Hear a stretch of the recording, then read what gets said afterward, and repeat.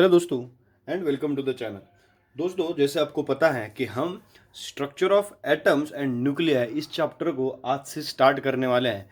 और हमारी जो एग्ज़ाम होने वाले हैं, जो 2021 के एग्ज़ाम के लिए मैं आपकी प्रिपरेशन जो करा रहा हूँ, उसके हिसाब से मैं structure of atoms and nuclei का पूरी प्रिपरेशन आपसे करा लूँगा। बिल्कुल भी टेंशन मत लीजिए। और structure of atoms and nuclei एक बहुत ही सिंपल चैप्टर है जो आपको मैं पढ़ाऊँगा और आपको ईजीली समझ में भी आ जाएगा अगर आप बहुत अच्छे से वीडियोस को क्या करेंगे, देखेंगे। तो ज़्यादा टेंशन नहीं है, ज़्यादा हमें लोड भी नहीं लेना है। मैं क्या कर दूंगा, बहुत ही अच्छे से आपको ये सब पढ़ा दूंगा। देखिए, और टाइम पास भी नहीं करेंगे हम। Structure of atoms and nuclei, अब नाम पे से हम एक बार डिस्कशन करेंगे। फिर मैं आज का जो टॉपिक है बोर्स एटॉमिक मॉडल, इनके तीनों पोस्टुलेट हमें क्वेश्चन बैंक में भी पूछे गए हैं और ये एग्जाम में बहुत बार आए हैं दोस्तों। तो आपको क्या करना है कि ये लेक्चर तो आपको करना ही करना है। तीनों पोस्टुलेट्स आपको याद करने हैं, तीनों पोस्टुलेट्स आपको लिख के भी देखने हैं और रेडियस का एक्सप्रेशन भी आपको क्या कर लेना है, कंप्लीट कर लेना है। उसके उसके अलावा हमें क्या करना है कि एक्सप्रेशन भी जो पूछा गया है, यानी क्वेश्चन बैंक के ये दोनों तीनों टॉपिक मैं आज के आपके इसमें क्या कर लूंगा, कवर अप कर लूंगा। हम क्वेश्चन बैंक के हिसाब से ही चलेंगे और क्वेश्चन बैंक भी आपको इंपॉर्टेंट क्वेश्चंस है और अदरवाइज उसके भी क्वेश्चंस हम क्या करेंगे, पढ़ेंगे। अब देखिए, बोर कौन था? बोर कहते हैं, कोई बोहर कहता है, जो है वो है नील्स बोर नाम का साइंटिस्ट था। इन्होंने एटॉमिक मॉडल दिया। अब इन्होंने एटॉमिक मॉडल दिया तो इससे पहले भी बहुत मॉडल दिए गए थे। इससे पहले तो जे जे थॉमसन ने भी कहा था, सर जे जे थॉमसन ने क्या कहा था कि एटम ऐसा एटम है जिसपे electrons are spread like this plum pudding structure कहा गया था इसे। तो पर्म पुडिंग स्ट्रक्चर हमारे पास एक था। फिर उसके बाद में रुदरफर्ड ने एटॉमिक मॉडल दिया था। रुदरफर्ड का एटॉमिक मॉडल था जो सोलर सिस्टम बेस्ड था।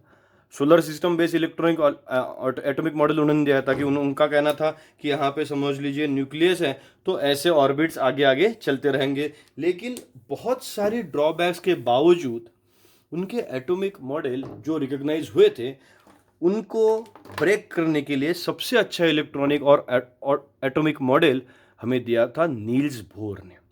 इन्होंने एनर्जी ऑफ द ऑर्बिट इसकी कंसिडरेशन पे 3 पोस्टुलेट्स बनाए थे। ऐसे पोस्टुलेट्स जो आज भी हम मानते हैं और जिनका वैलिड स्ट्रक्चर भी है।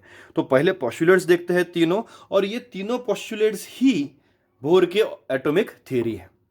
ओके बेटा, तो मैं क्या करते जाऊंगा, हर एक पोस्टुलेट को यहाँ पे लिखते जाऊंगा, एक्सप्लेन करते जाऊंगा, फिर अगला पोस्टुलेट, फिर अगला पोस्टुलेट, और आखिर में हम यहाँ पे रेडियस ऑफ द ऑर्बिट उसका एक्सप्रेशन क्या करेंगे, क्रिएट करेंगे। रेडियस ऑफ द ऑर्बिट ये बहुत ही इंपॉर्टेंट एक्सप्रेशन हमारा क्या करेंगे, रहने वाला है, उसे आपको अच्छे से देखना है। तो चलिए पहला पोस्टुलेट लिखते हैं। बोर ने पहला पोस्टुलेट का मतलब होता है अजम्पशन, या पहला उसने क्या कहना, उसका कहना क्या था। तो पहली बार उन्होंने क्या कहा था, चलिए पहला सिंपल पोस्टुलेट उन्होंने कहा था, इसे पोस्टुलेट को कहा गया था पोस्टुलेट ऑफ सेंट्रीपिटल फोर्स।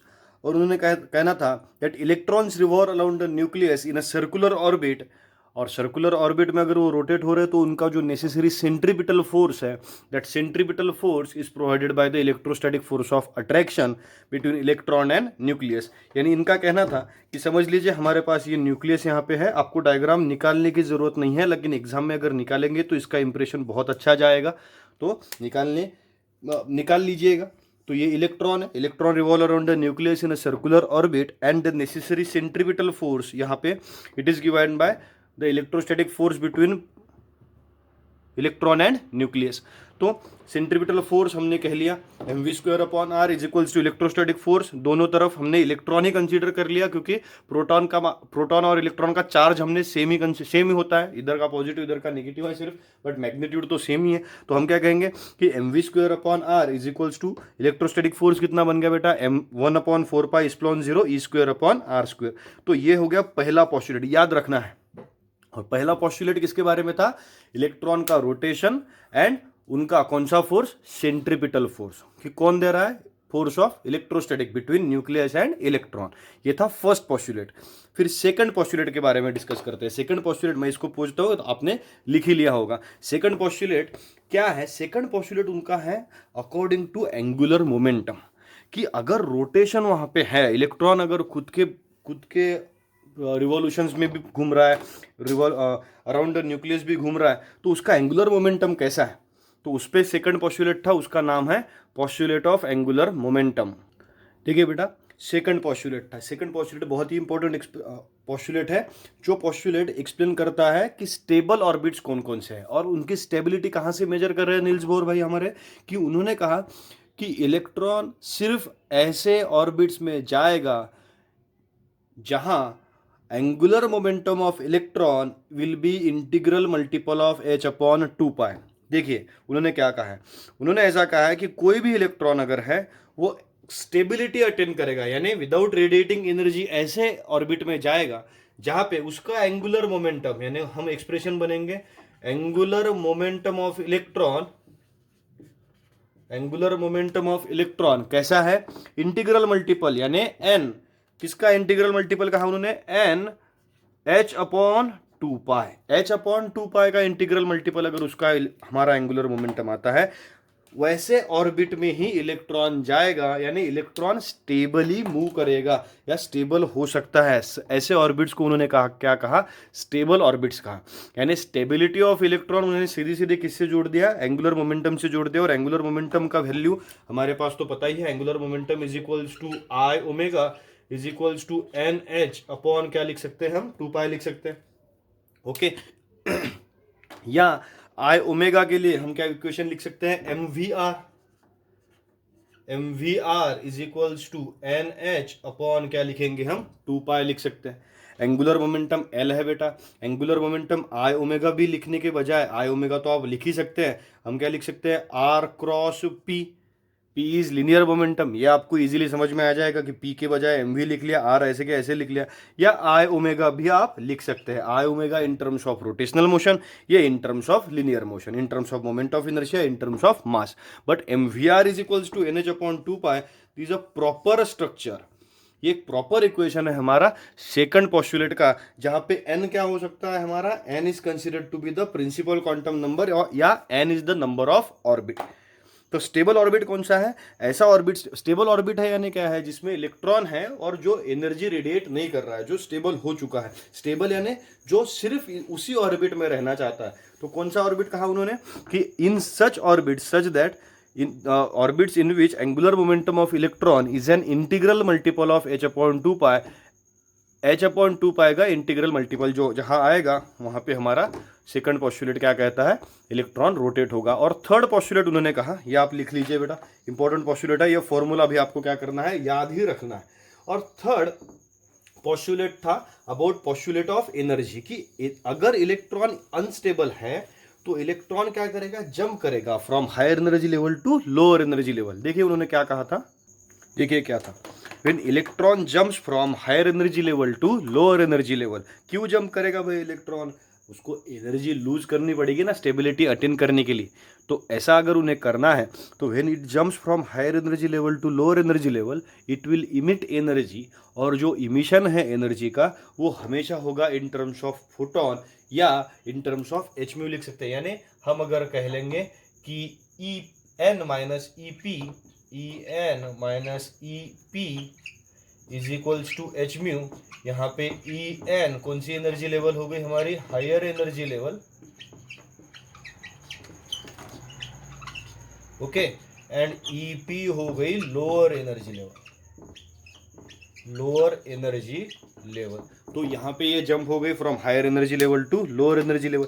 ये तीन एक्सप्लेनेशंस और या तीन पॉस्टुलेट्स उन्होंने क्या कर दिए थे? हमें लिखने के लिए दे दिए थे।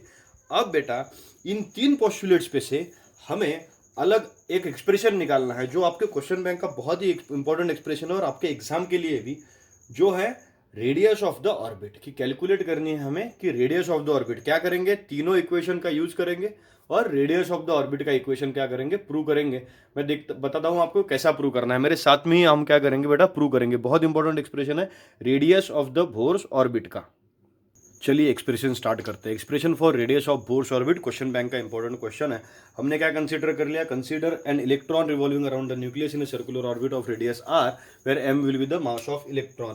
तीनों पॉस्टुलेट्स हमें कंसीडर करके इक्वेशन निकालना है। हम क्या करेंगे, सेकंड पॉस्टुलेट पे से वी स्क्वायर की वैल्यू निकालेंगे, फर्स्ट पॉस्टुलेट पे से वी स्क्वायर की वैल्यू निकालेंगे, दोनों को कंपेयर करेंगे और आंसर निकालेंगे। देखिए क्या करना है, हमें क्या करना है, बाय सेकंड पॉस्टुलेट पहले कंसीडर करेंगे। बाय सेकंड पॉस्टुलेट क्या था हमारा second postulate, angular momentum is equals to N H upon 2 pi, तो M we R, therefore M we are is equals to N H upon 2 pi. हम इनको क्या कर लेंगे, स्क्वायर कर लेंगे, squaring to both sides, therefore M square V square R square, M square V square R square. हम अगर इसे वैल्यू अच्छे से निकालेंगे इज इक्वल्स टू क्या मिलेगा, N square H square upon क्या बन गया हमारा 2 पाई, 2 पाई का स्क्वायर क्या बना 4 पाई स्क्वायर। ओके बेटा, 4 पाई स्क्वायर।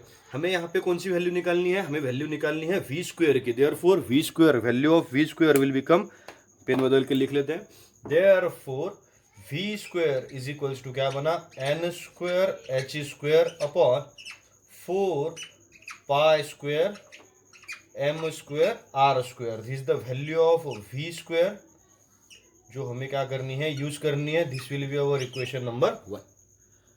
वी स्क्वायर की वैल्यू निकाल ली, कौन से पॉस्टुलेट से, सेकंड पॉस्टुलेट से। अब क्या करेंगे, इसे इक्वेशन नंबर 1 हमने लिख लिया।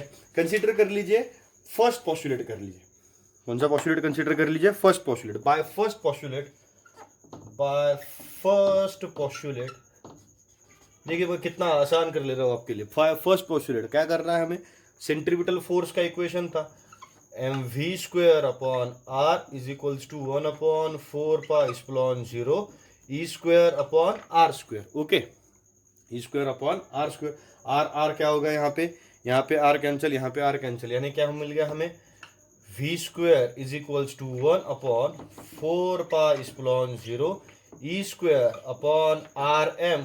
ये दोनों वैल्यूज कौन सी मिल गई हमें, वी स्क्वायर की वैल्यू मिल गई इक्वेशन 1 एंड 2 में। मैं दोनों इक्वेशंस को मिला के क्या कर सकता हूँ, कंपेयर कर सकता हूँ, और बेटा मुझे आर की वैल्यू वहां पे क्या हो जाएगी, मिल जाएगी। यानी क्या लिखूंगा मैं कि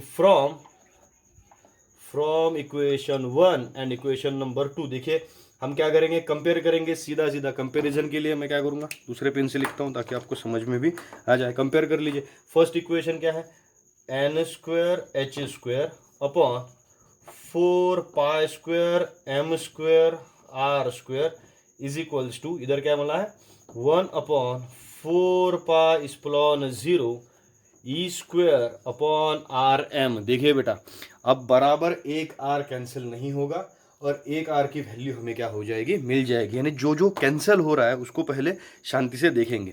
देखिए 4 पाई कैंसिल, 4 पाई कैंसिल, यहाँ पे एक पाई बचा है, एक एम कैंसिल हो गया, एक एम कैंसिल हो गया, ई स्क्वायर कैंसिल नहीं हुआ, जो एक आर कैंसिल हुआ, यहाँ पे एक आर कैंसिल हो गया, बाकी सब कुछ बच गया है। जो बचा है उसे शांति से लिखना है। क्या बचा है, एन स्क्वायर बचा है, एच स्क्वायर बचा है अपॉन पाई बचा है, ओके, एम बचा है, आर बचा है, इधर क्या क्या बचा है हमें, ई स्क्वायर अपॉन एप्सिलॉन 0, इतना बचा है। बाकी सब कुछ क्या हो गया, कैंसिल हो गया। अब आर की वैल्यू अगर निकालनी है, आर की वैल्यू अगर निकालनी है तो यहाँ इसे क्या कर लेते हैं, यहाँ पे स्टेप्स हमारी गलत नहीं होनी चाहिए। ओके, तो यहाँ पे हम क्या कर लेंगे, इन्वर्स कर लेंगे। यानी क्या इक्वेशन लिखा मैंने, pi M R upon N square H square is equals to epsilon 0 upon E square. Okay, और आर की वैल्यू हमारी डायरेक्ट अब मिलती है, ये दोनों न्यूमरेटर को जाएंगे, ये दोनों डिनोमिनेटर को जाएंगे। वैल्यू क्या मिलेगा, R is equals to epsilon 0 H square N square upon pi M E square. It is the value of radius of the Bohr's orbit. मिल गई बेटा, radius of the Bohr's orbit जिसे हम calculate करने वाले थे। Okay, epsilon 0 H square N square upon pi M E square. यहाँ पे एन क्या इंडिकेट करता है, N is the number of orbit, N क्या इंडिकेट करता है, N is number of orbit. यहाँ पे एग्जाम में हमें कैसा क्वेश्चन आता है, show that radius of Bohr's orbit is directly proportional to square of principal quantum number. Square of principal quantum number, that is R is directly proportional to N square. ऐसा question exam में आता है। तो यहाँ पे से बाकी सब कांस्टेंट है, हम एग्जाम के लिए इसे इजीली क्या कर सकते हैं, लिख सकते हैं। देखिए कितना आसानी से हमने क्या प्रूव कर लिया कि radius of the Bohr's orbit कैसा है। सिर्फ फर्स्ट पॉस्टुलेट और सेकंड पॉस्टुलेट, बस वी स्क्वायर की वैल्यू निकाल ली और उसको क्या कर लिया, कंपेयर कर लिया, दोनों इक्वेशन हमारे क्या हो गए, बन गए। ओके बेटा, तो ये बहुत इंपॉर्टेंट है। दोनों क्वेश्चंस मैंने जो पढ़ा है, कल मैं एनर्जी का एक्सप्रेशन पढ़ाऊंगा जो आपको इजीली क्या हो जाएगा, समझ में आ जाएगा। हम पढ़ाते रहेंगे स्ट्रक्चर ऑफ एटम्स, बहुत ही आसान है, इजीली हो जाएगा चैप्टर। ओके, तो सारे अपने दोस्तों को भेजिए लेक्चर, चैनल को लाइक कीजिए, शेयर कीजिए, सब्सक्राइब कीजिए और सबको भेजिए। और स्ट्रक्चर ऑफ एटम क्या कर लेंगे, पढ़ लेंगे, अच्छे मार्क्स भी स्कोर कर लेंगे। नो डाउट हम पढ़ते रहेंगे, हम भी पढ़ाते रहेंगे। Thank you.